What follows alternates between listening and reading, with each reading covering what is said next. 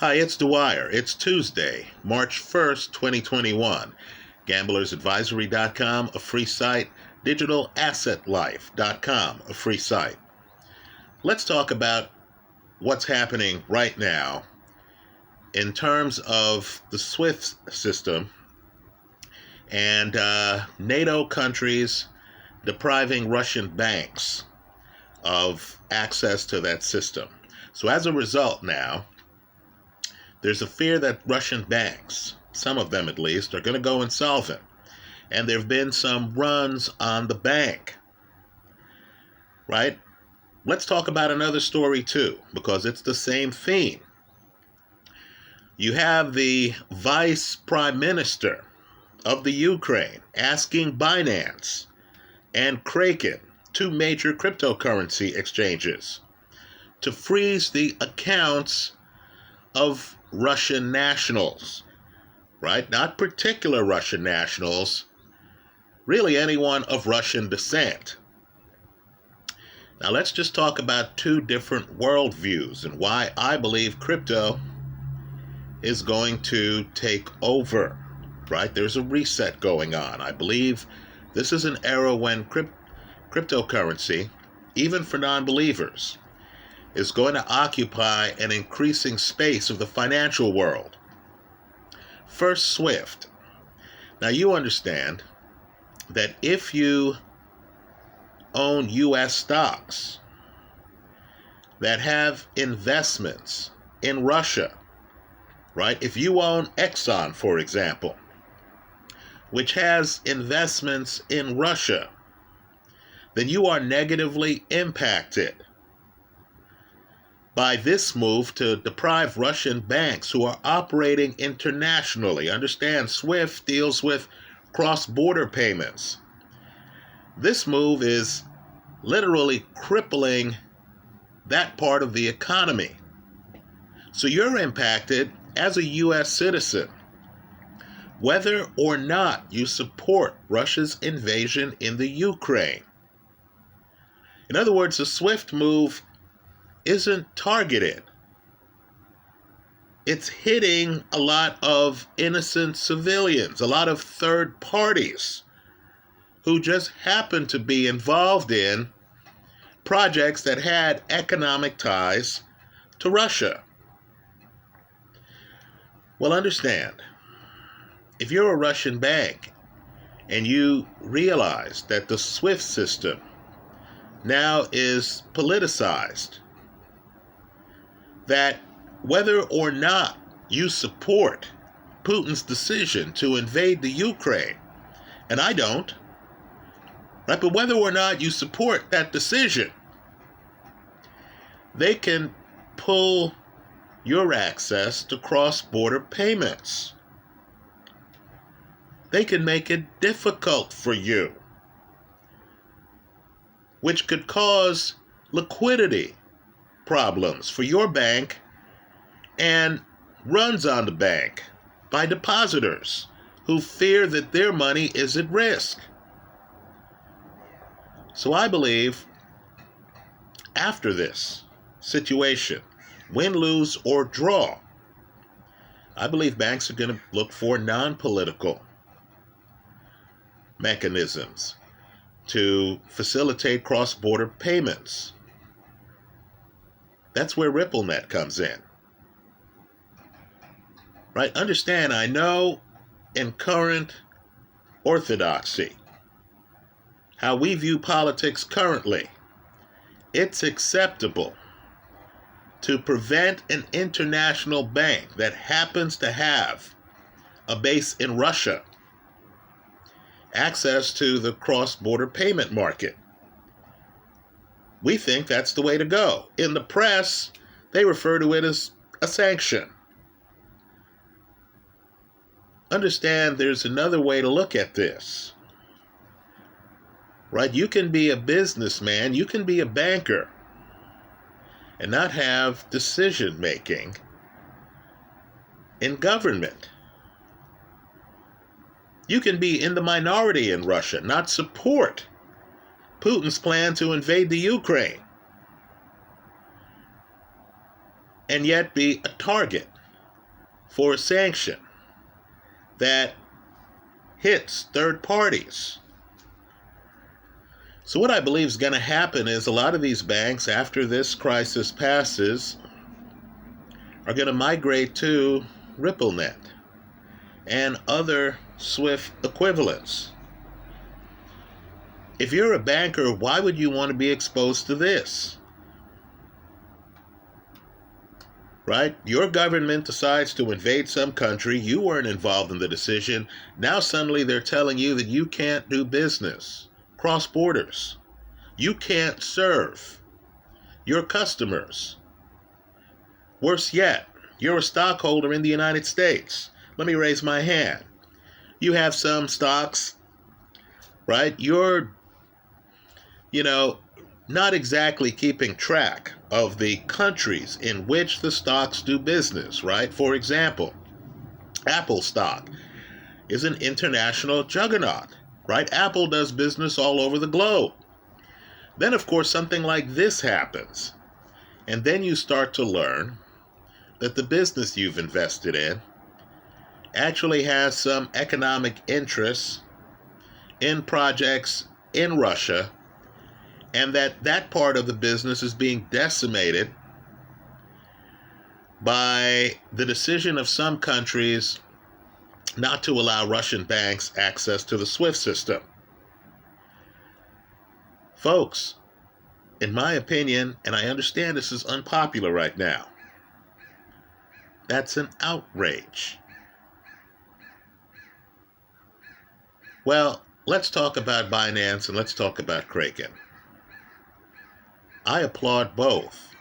I know politically right now it's expedient to say, hey, we're going to sanction everything Russian, right? We want to condemn invasions, right, folks? That shouldn't involve having cryptocurrency exchanges target Russian accounts. Right? Let's be blunt here. I was against all of these know your consumer rules for cryptocurrency exchanges. Right? As I've always seen it, I should be just a number to the exchange. They should know that I was born in Jamaica or that I'm an American citizen. They shouldn't know any of that stuff. Right? All they should know is that I have deposited some money with them.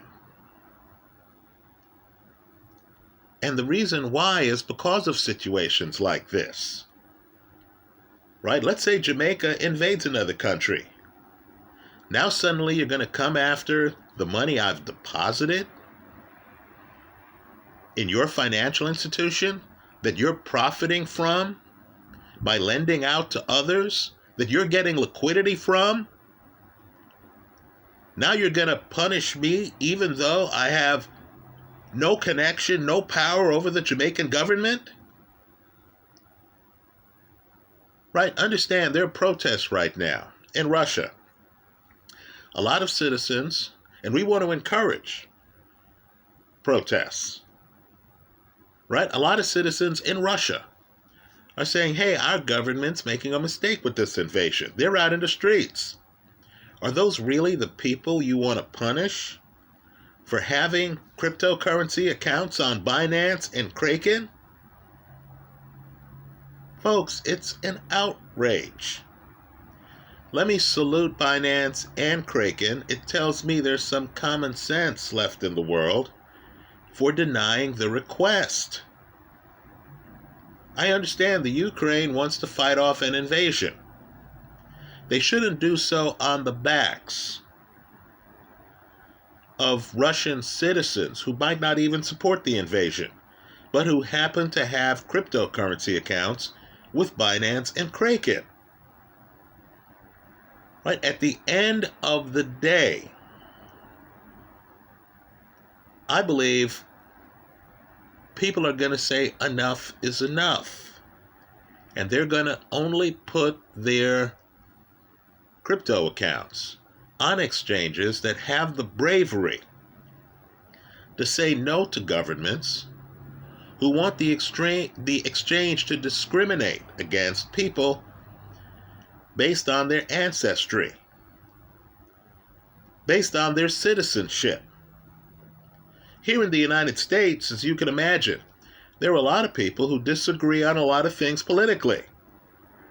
Could you imagine how ridiculous it would be if some crypto exchange listened to some foreign power and then decided to penalize every American with an account on their platform? Well, that's the kind of ridiculous request the Vice Prime Minister of the Ukraine made to Binance and Kraken. And let me just applaud both Binance and Kraken for saying no.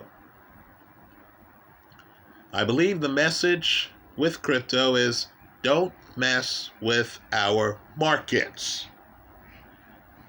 Right? I understand crypto is being regulated, but there is an ethos out there in crypto. It's embedded in crypto of don't interfere with us. Right? Bitcoin has 21 million Bitcoin. It's not going to increase because of the demands of some government.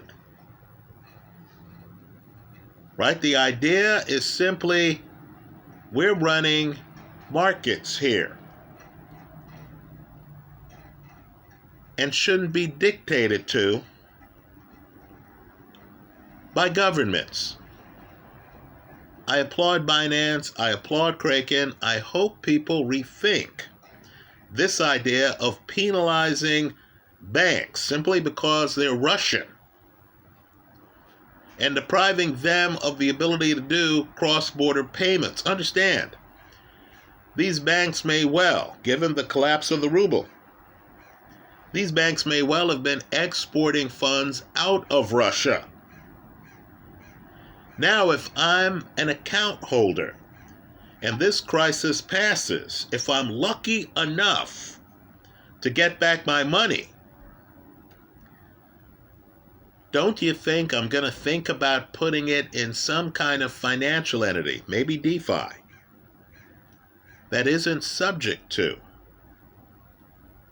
these political whims? Political officials trying to tell the bank how to do business, trying to deny the bank access to international markets. And make no mistake here, the victim isn't some foreign leader who decides to invade a neighboring country. No, the victim is anyone who has had an economic interest in Russia. Anyone who does trade with Russia, who owns a stock that has Russian economic interests, whether or not they agree with the invasion. Simply put, the reason crypto is going to replace much of this fiat currency global economy is because exchanges like Binance and Kraken have the strength to say no when it's politically inconvenient, to freezing the accounts of customers who happen to have citizenship with a country. That's how I see it. Let me hear from you. I hope you leave your comments in the comment section of this video. Thanks for stopping by.